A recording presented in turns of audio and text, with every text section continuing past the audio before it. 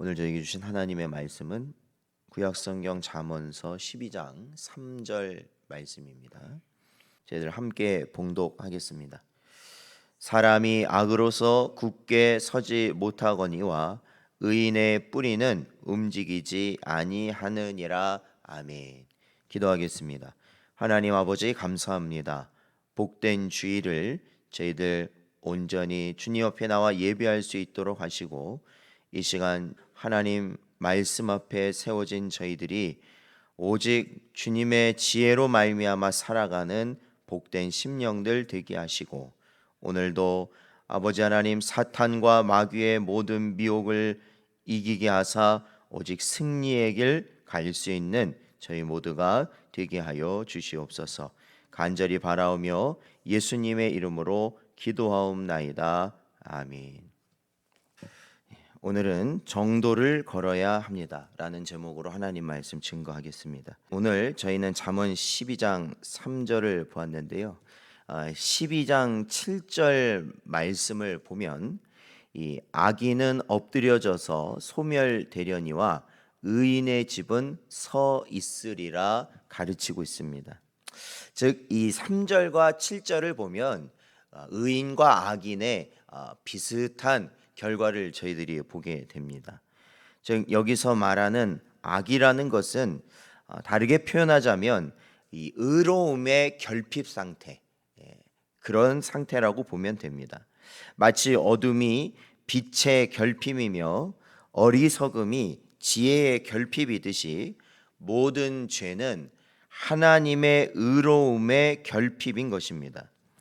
그리고 이러한 하나님의 성품의 부족함은 그들을 불안과 두려움으로 이끌 것이며, 극히 적은 외적 유혹이나 환경 앞에서 쉽게 동요되고 실족하게 되는 결과를 가져오게 될 것입니다. 이 같은 악을 지닌 자들은 결국 엄중한 하나님의 심판 앞에서 흔적도 없이 멸망하게 되는 그러한 존재들이 된다는 것입니다. 그러나 반대로 의인은 하나님의 성품인 공의의 충만을 의미합니다. 하나님의 모든 성품이 충만하게 채워져 있다면 그만큼 견고한 성이 어디에 있겠습니까? 이 같은 성품을 지닌 의인은 어떠한 환경 가운데서도 결국 흔들리지 않는 삶을 살다가 하나님의 구원에 이르게 된다는 것이죠. 한때 우리나라 이 부실공사 때문에 여러 어려움을 겪은 적이 있었죠. 사회적 문제도 됐고 세계적으로도 지탄을 받은 적도 있습니다. 물론 요즘도 가끔 소소하게 이런 게 일어나긴 하지만, 전에 한강에 있는 큰 다리가 무너져 내리고, 그리고 정말로 유명한 백화점인데요, 이 백화점이 무너져서 너무 오래됐지만 아직도 그게 생생하게 우리나라 사람들 가슴에는 새겨져 있죠. 그러한 부실공사, 그로 인해서 참혹한 이 결과를 우리가 가져온 것을 분명히 보았습니다. 왜 이런 부실공사가 문제가 돼요? 왜 부실공사라고 합니까? 그것은 법이 정해놓은 것에 미치지 않는 이 공사 재료를 사용하고, 그리고 들어가야 할 충분한 재료를 사용하지 않고, 또 올바른 이 방법을 무시한 채 편법으로 이것을 짓게 되면 그게 부실공사가 되는 것입니다. 한마디로 공사 과정의 불의함, 그러니까 공사를 하면서 사람들이 정의롭지 못하면 부실공사가 되고, 그걸로 인해서 많은 사람이 다치거나 죽게 된다는 것이죠. 그러니까 우리의 삶도 마찬가지라는 겁니다. 의의 결핍, 우리의 삶의 기반을 약하게 만든다는 거죠. 우리가 의로 살아가지 못하면 우리 인생을 부실공사와 같은 인생을 살게 된다는 것입니다. 그리고 결국에는 약해지니까 어떻게 되겠습니까? 사탄의 유혹에 시험에 요동치다가 흔적도 없이 무너져 내리게 된다는 것이죠.